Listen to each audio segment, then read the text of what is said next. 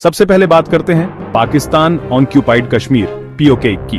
Operation सिंदूर के बाद यह चर्चा और तेज हो गई है कि क्या भारत को पीओके को दोबारा अपने अधिकार में लेने की दिशा में आगे बढ़ना चाहिए। देश भर में इस पर काफी समर्थन है कि पीओके भारत का अभिन्न हिस्सा है और उसे वापस लिया जाना चाहिए, लेकिन वहां रहने वाले लोगों को लेकर राय थोड़ी बंटी हुई है। हाल ही में रक्षा मंत्री राजनाथ सिंह ने इस विषय पर बड़ा बयान दिया है।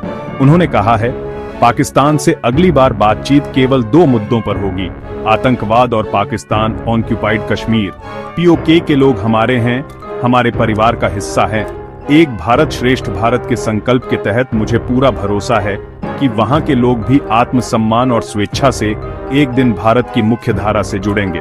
उन्होंने महाराणा प्रताप और उनके भाई शक्ति सिंह का उदाहरण देते हुए कहा कि जैसे वीर प्रताप सिंह ने कभी अपने भाई पर विश्वास नहीं छोड़ा, वैसे ही भारत ने पीओके में रहने वाले अपने भाइयों को कभी भुलाया नहीं। यानी अब ये लगभग तय माना जा रहा है कि पीओके वापस लिया गया तो वहां के लोग भी भारतीय नागरिक बनेंगे। अब सवाल आपसे, क्या पीओके के साथ साथ वहां के लोगों को भी भारत में शामिल किया जाना चाहिए, हाँ या नहीं? नीचे कमेंट में जरूर बताएं। अगली बड़ी अपडेट, डिजिटल एड्रेसिंग सिस्टम को लेकर सरकार की योजना है कि देश भर के सभी घरों, इमारतों और सोसाइटीज को एक यूनिक डिजिटल आईडी दी जाए, ठीक वैसे ही जैसे कई विकसित देशों में होता है। इस डिजिटल आईडी के जरिए घर की लोकेशन आसानी से ट्रैक हो सकेगी, डिलीवरी और सरकारी सेवाएं ज्यादा सुचारू रूप से पहुंच सकेंगी। अभी तक भारत के पास कोई सेंट्रलाइज्ड एड्रेसिंग सिस्टम नहीं है और इंडिया टुडे की रिपोर्ट के अनुसार इस कारण भारत को हर साल 10 से 14 बिलियन डॉलर जीडीपी का 0.5% का नुकसान होता है। जैसे जैसे ऑनलाइन डिलीवरी और कंस्ट्रक्शन बढ़ रहे हैं, डिजिटल एड्रेसिंग सिस्टम अब जरूरी बन गया है। अगली चिंताजनक खबर ईरान में भारतीयों के अगवा होने की। ईरान में पंजाब के 3 नागरिक हुस्नप्रीत सिंह, जसपाल सिंह और अमृतपाल सिंह को अगवा कर लिया गया है। ये तीनों ईरान होते हुए ऑस्ट्रेलिया जाने की कोशिश में थे और एक ट्रैवल एजेंट ने उन्हें धोखा दिया। अब वे लापता हैं और एजेंट फरार है। हमारी आपसे विनती है, फर्जी ट्रैवल एजेंटों से सावधान रहें और विशेष रूप से ईरान जैसे देशों की यात्रा से बचें जो भारतीयों के लिए सुरक्षित नहीं माने जाते। अगली अपडेट अमेरिका से, जिसमें भारत भी शामिल है। डोनाल्ड ट्रंप द्वारा लगाए गए भारी भरकम ग्लोबल टैरिफ्स को अमेरिका की कोर्ट ऑफ इंटरनेशनल ट्रेड ने खारिज कर दिया है।